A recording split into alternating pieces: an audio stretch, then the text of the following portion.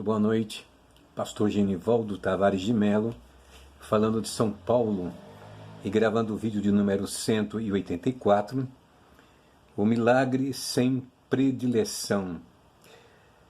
Hoje é dia 17 de julho e eu peço a você que nos ajude inscrevendo-se no canal, dando seu like e compartilhando com pessoas amigas, porque esse canal aqui não foi produzido, não foi criado para discussões vazias acerca de religião, mas esclarecimentos acerca da fé de Deus, das suas manifestações, de Cristo, do Espírito Santo, das suas manifestações e a quem ele se dirige, como Deus opera, como Jesus opera, como o Espírito de Deus opera. Algo que nós temos que levar muito em conta. E o tema que nós escolhemos, que é milagre sem predileção, pelo próprio título, já deixa muito claro que quando Deus opera, e diferente dos homens, nós sempre temos predileção por uma ou outra pessoa, dependendo do tamanho da relação que desenvolvemos, a amizade, essas coisas todas. Ou, pelo menos também, o quanto alguém possa nos beneficiar de alguma maneira. E o texto que nós escolhemos para essa reflexão está exatamente no Evangelho de São Lucas, capítulo de número 4, que aconteceu depois da tentação no deserto. Jesus vai para Nazaré, entra numa sinagoga, lê o livro diante dos anciãos e, enfim, de todos que estavam ali presentes na sinagoga, em Nazaré, sua terra natal. E após a leitura, ele citou o que estava lá em Isaías e disse ter sido enviado para apregoar a liberdade aos cativos, a dar vista aos cegos, a pôr em liberdade os oprimidos, a anunciar o ano aceitável do Senhor. Fechou o livro e disse: olha, hoje se cumpriu esta palavra em vossos ouvidos. E certamente aquilo já trouxe constrangimento para os que estavam ali presentes. Jesus, conhecendo o coração deles, e acredito que até uma certa provocação, ele disse para os ouvintes, a partir do versículo de número 22, todos lhe davam testemunho e se maravilhavam das palavras de graça que saíam da sua boca e diziam: não é este o filho de José? E ele lhes disse: sem dúvida, e me direis este provérbio: faze também aqui na tua pátria tudo o que ouvimos ter sido feito em Cafarnaum. E disse: em verdade vos digo que nenhum profeta é bem recebido senão na sua pátria. E em verdade vos digo que muitas viúvas existiam em Israel nos dias de Elias, quando o céu se cerrou por 3 anos e 6 meses, de sorte que em toda a terra houve grande fome, e nenhum também deles foi enviado a Elias, a nenhuma dessas viúvas de Israel. Deus enviou Elias, senão a Sarepta de Sidom, a uma mulher viúva que morava lá, num momento bastante difícil para o profeta, que estava no ribeiro de Cedron, fugindo de Jezabel e de Acabe, que o ameaçava de morte. O ribeiro tinha secado, e daí Deus disse: olha, vai até as cercanias lá da cidade de Sidom, de Tiro e Sidom, que uma viúva vai te sustentar. Né?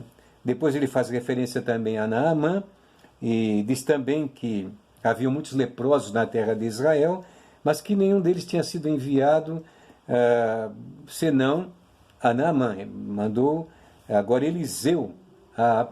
Eliseu se defrontou com Naamã. Naamã foi à terra de Israel por orientação de uma menina que estava lá deportada na sua casa e auxiliava nas tarefas, e disse para ele: se ele só estivesse na terra de Israel, já estaria curado. Ele foi parar na casa de Eliseu, a mando do rei, que achou que aquilo era uma cilada, já que ele não tinha poder para curar o general Naamã, que estava leproso, situação difícil, não é?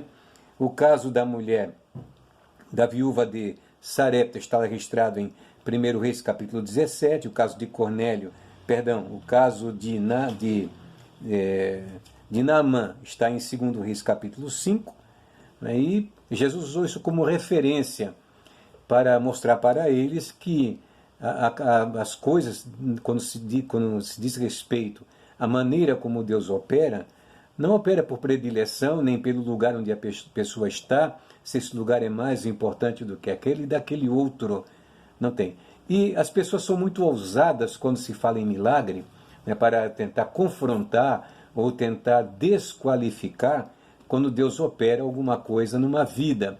E às vezes questiona se a pessoa é um crente, se deixa de ser, se é um desviado, se não é desviado, como se Deus escolhesse os melhores das igrejas de hoje para poder operar um milagre.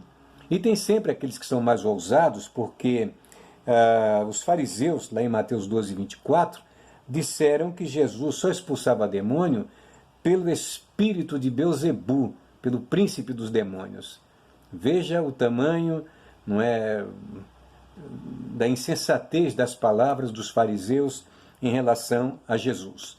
Então temos vários milagres na Bíblia, tanto no Antigo quanto no Novo Testamento, que eles não estavam dirigidos ou circunspectos exatamente ao povo israelita, ao povo hebreu, que era povo do Senhor.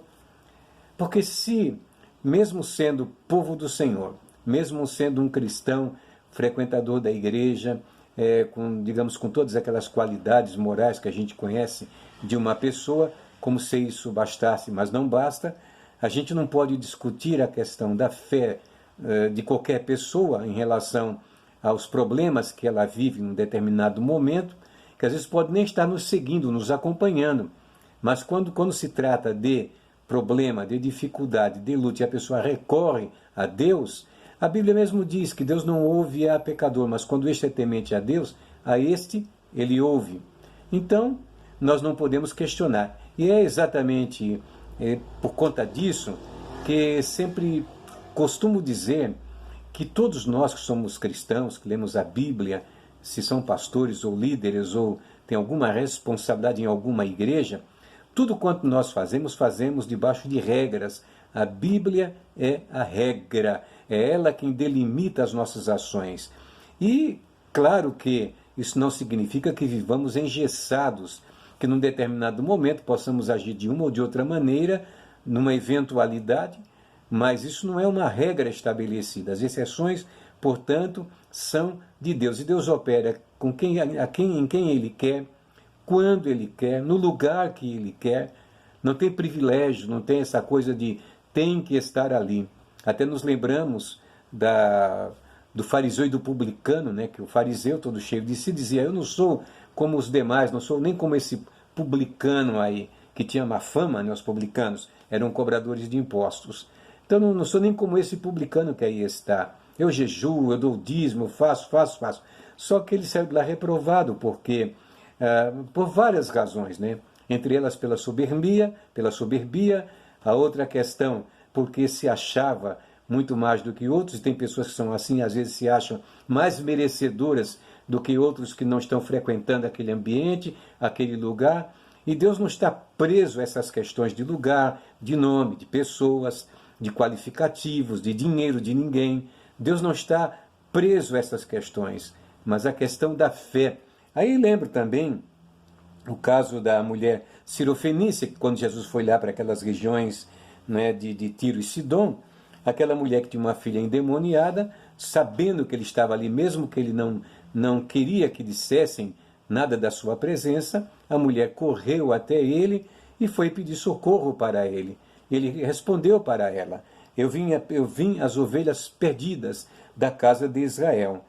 Está lá em Mateus capítulo 15, 21 a 28. Não é? Então Jesus respondeu: não é lícito também tirar o pão dos filhos e deitá-los aos cachorrinhos. E a mulher, humildemente adorando o Senhor, mesmo depois de ter ouvido de que ele tinha vindo somente aos perdidos da casa de Israel, a mulher se ajoelhou, adorou e pediu para ele, disse: olha, mas vendo a fé da mulher, curou sua filha. E disse: eu nem aqui em Israel vi tamanha fé. Então, meus queridos, Deus é Deus. Deus é supremo, Deus é maravilhoso, Deus é bondoso. Nós temos outros exemplos na Bíblia também, como, por exemplo, o caso de Cornélio, está lá em Atos 10 e 2, não é? Cornélio, um centurião romano, mas tinha qualidades dentro de si, tinha valor ético, valor moral, senso de justiça, apesar de ser um centurião romano. mas ele sabia da existência de Deus, orava continuamente, ajudava os necessitados, os carentes. Moral da história, de repente ele está lá orando no canto da sua casa e aí aparece um anjo para ele.